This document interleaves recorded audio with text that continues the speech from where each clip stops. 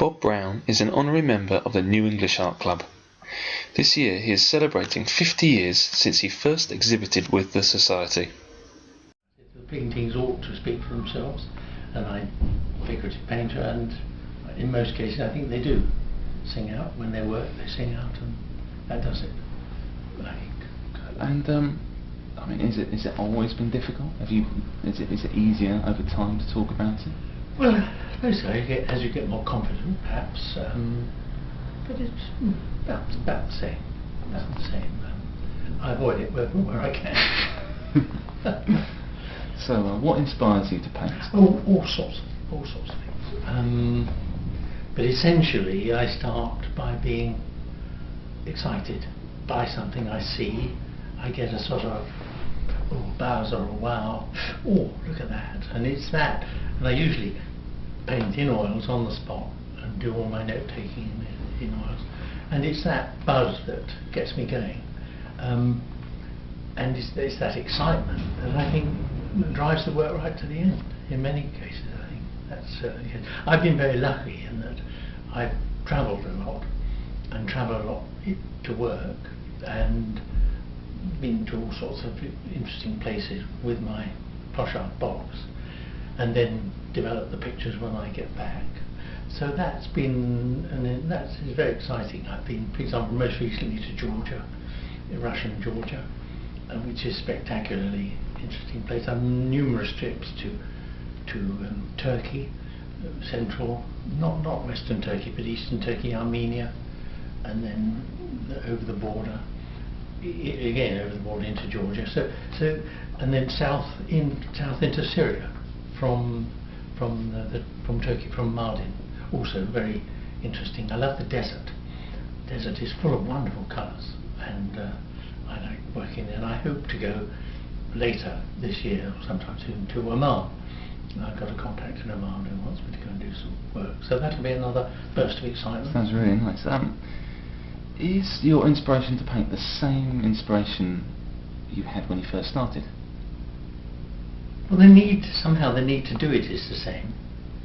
And in a way, I think when I'm painting, I'm completely absorbed in a way that is very satisfying, and which I love. And I like to think that in a period of painting, as my concentration increases, the feeling of weightlessness, being not really aware of my body, as it were, takes over, and it's often then that I do the best work, when I'm transfixed, or certainly very, very absorbed. And I find that 4 or 5 hours of that a day is a lot, enough, and very tiring. I don't want that, but there are always chores to do in the studio. But the high spot, the best paintings, are 4 to 5 hours. That's fantastic. That is fantastic. So, which artists have inspired you the most? Oh, Turner, I think, really. Turner's paintings I love endlessly, and I think someone whose work I've always loved since I was a student and first started doing etching is Rembrandt, and he's absolutely breathtaking. He continues to be breathtaking. 60 years later for me, and you stand open mouthed in front of them. But all sorts of other. I greatly like the work of some of my contemporaries, and and Matisse obviously is a great painter, lots and lots, and English painters, well, Sickert, one admires greatly Sickert, and people who are observational paintings essentially, whose work is based on excitement and understanding of what they see, and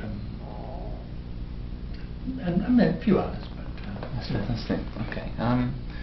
When you approach a painting, do you form an image of how you'd like the painting to appear, or would you take a more intuitive approach? It comes. It mix of both. In the initial excitement of something that might, particularly something that I paint that might be enlarged. I mean, I generally work small on the spot, but if I do something and I see a subject and sometimes it says I'm a 3x4 feet, or I'm a 6x8, you know, I'm a big one, or just a medium size. It depends, and that is all part of the feeling in front of the object, and the feeling of excitement that gets me going, makes me mix the paint and say, wow, come on, let's get on with it. So does painting still have the ability to surprise you, and do you still continue to discover new facets to your work? Oh, it's full of surprises. It's a funny old game, really. I mean, a painting that you think isn't working quite as well as you'd hoped, as you thought it might, will suddenly come to life, and suddenly, wow, where did that come from? Others, you know, thumbs down, go down the pan. Not that many, but I mean, there are always ones that are just a bit of a disappointment, and ones that sing out. And the ones that sing out to other people, to people who look at them, one doesn't really do that many crackers, you know. But, hard to quantify it, but you know, hard to quantify it. But it's all part of the excitement and the buzz. So, do you often abandon works whilst in the process of painting? That's an interesting question. Sometimes, and really quite recently, I've been thinking that I would abandon. That what the painting I was working on wasn't really going very well, wasn't working. But something made me think, well, I'll keep on with it for a bit longer. I'll keep on with it for a bit longer. Get the tones right. The tones and it was an inside-outside subject. And I had to get the tones of the outside and the inside right, and I had got the outside too dark light, and it's all suddenly goes ping, and it's pulled together.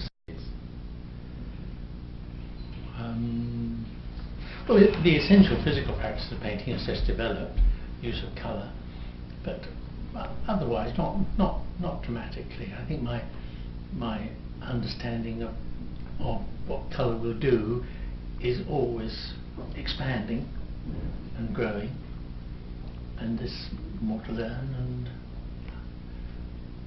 and yes, that's about it. That's good.